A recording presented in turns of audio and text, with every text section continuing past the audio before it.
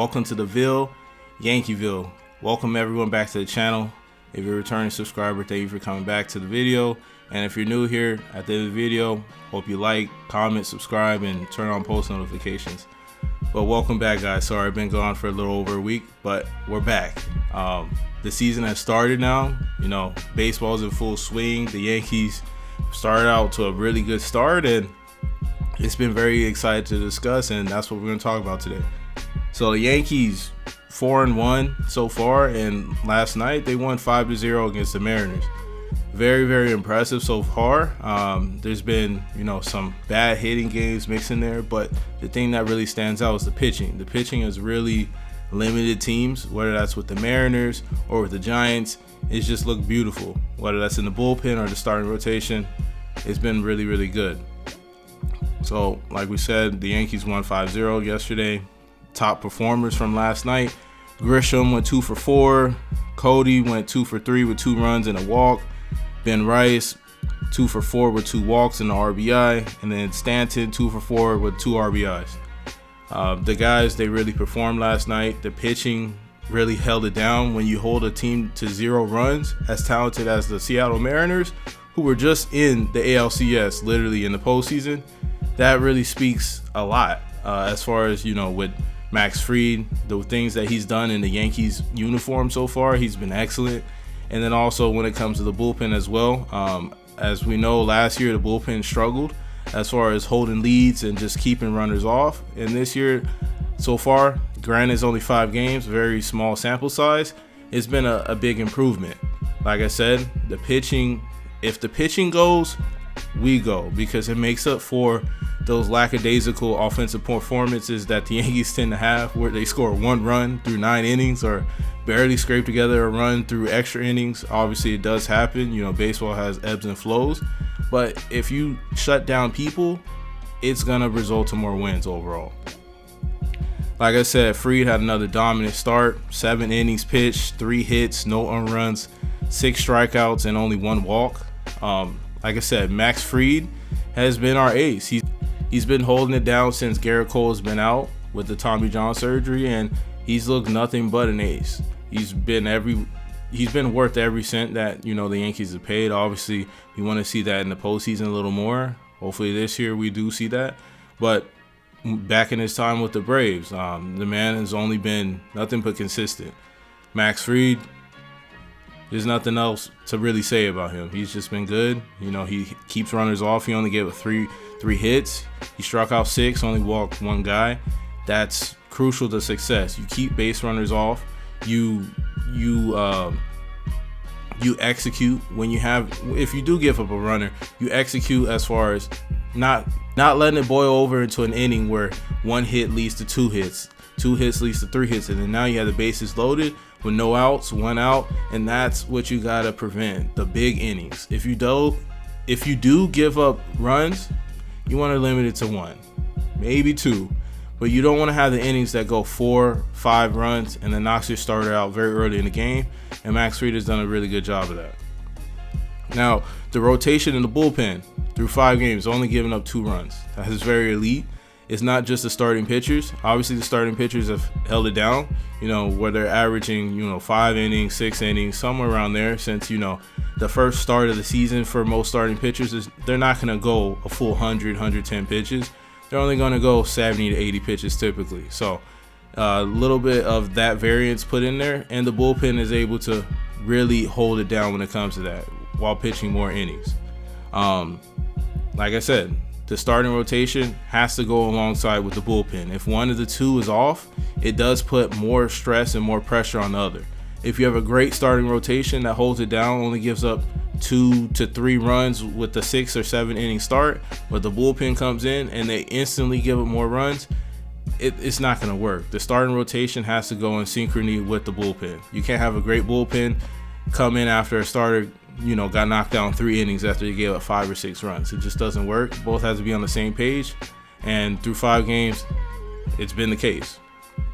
Now, another thing is, there's been a little bit of rumblings about Aaron Judge, and, he's continued to struggle. And is it a concern yet? I would say no. It's only 5 games. It's very early. I think at this point, since we're recording today, which is Wednesday, he's only hit 150. He has hit 2 home runs, but he has struck out a ton. The first game against the Giants, he had 4 strikeouts, and he's had a few games with 2 or 3 strikeouts within. So I think Aaron Judge just needs to get his timing back, and he'll be back to Aaron Judge hopefully within a week or 2. If not, if it takes him a little longer, then it is what it is. I believe it was the 2024 season where he started out very slow and through that first month, and then he turned it up. So when it comes to Aaron Judge, not really worried. He'll be back to Judge very soon. Now, like I said, the keys to success for the rest of the season and moving forward is we have to have the pitching rotation and the bullpen continue to maintain keeping runners off, giving up unnecessary runs, and then also that comes to the defense also holding it down with unnecessary errors. If we're able to limit the errors, kind of like last year the errors were insane, with Anthony Volpe, occasionally Jazz Chisholm. Those over time add up to more and more runs. Runners on equals to runs, equals to more opportunities. All it takes is a bloop and a blast, and then now you got 2 runs on the board. That's all it takes in baseball. Baseball is a game of capitalizing on the other team's mistakes. If you don't make as many mistakes, there's nothing to capitalize on. A solo shot is a solo shot, but a home run because there was an error, you threw it past first, now the guy's on second, then you walked the guy. That solo shot became a 3-run home run because of errors. So those are the things that the Yankees have to minimize to really be successful. And then also hitting wise, the Yankees are always going to be a high strikeout team because they swing for the fences a lot. The Yankees have been number 1 in home runs consistently, or even top 3 to top 5, because the Yankees, that's the way they build their team. They build their team to be, very power efficient and built around their home stadium, which they should. The right field short porch is a target.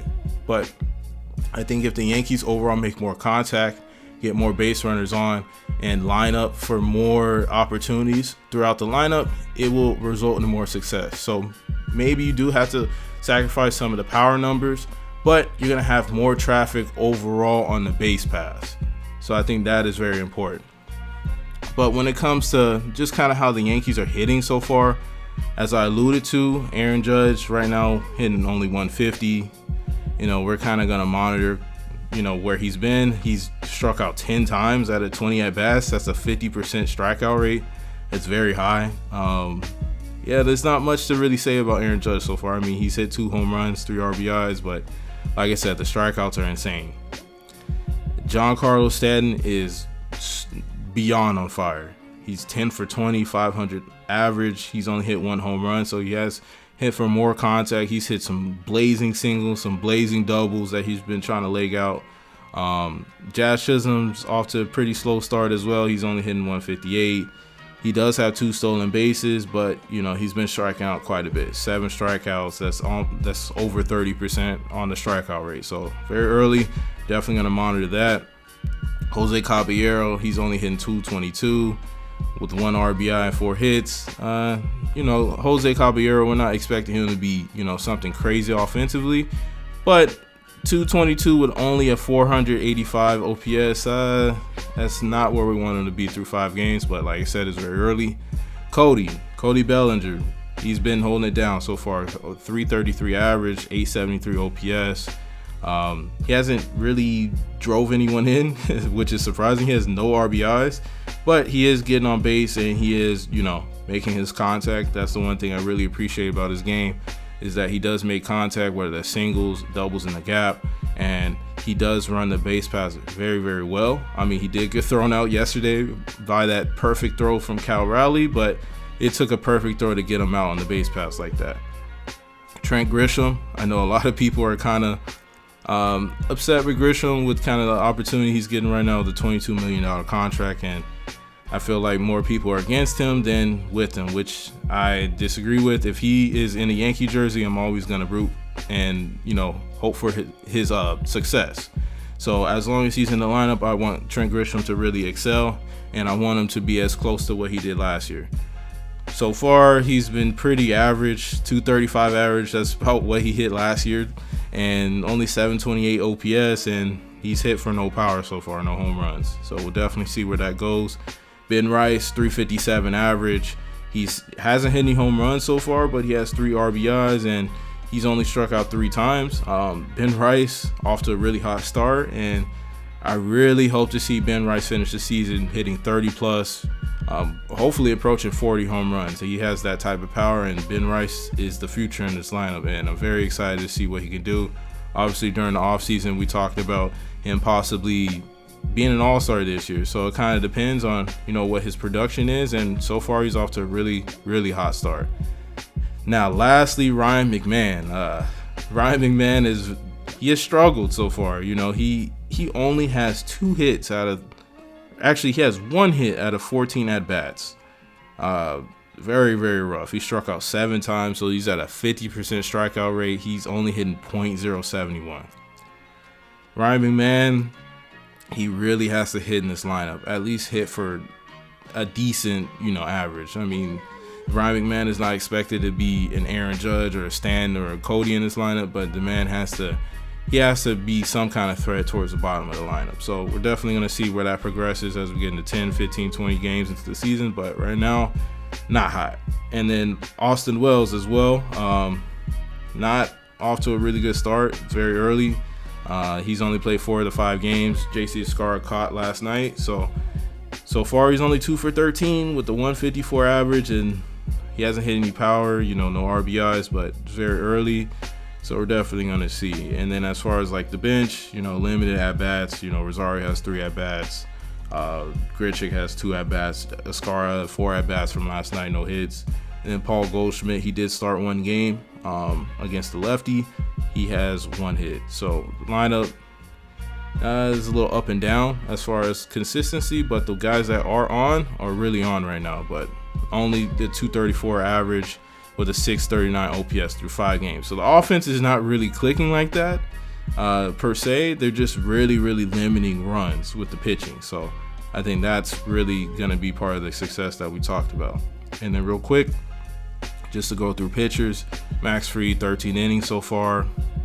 He's had 10 strikeouts, no runs. You know, he has a 0 ERA. He's given up 5 hits through 2 games started. And Cam Schlittler had that great start against the Giants.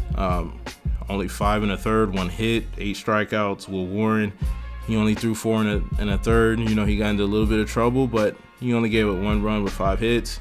Ryan Weathers, he had a pretty decent start the other day, 4 hits, 1 run, 7 strikeouts. And then when you go into the bullpen, you know, a few of these guys, the only person that's given up an earned run in the bullpen is just Paul Blackburn the other day.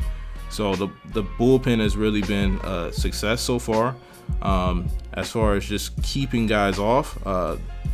With the bullpen, if you look, they've only walked 5 guys through, we'll just say about 15 to 20 innings pitched. It's not terrible. I think, you know, when they are allowing base runners, they're just not allowing it to compound. Obviously, only 2 runs, but so far the pitching's been really dominant.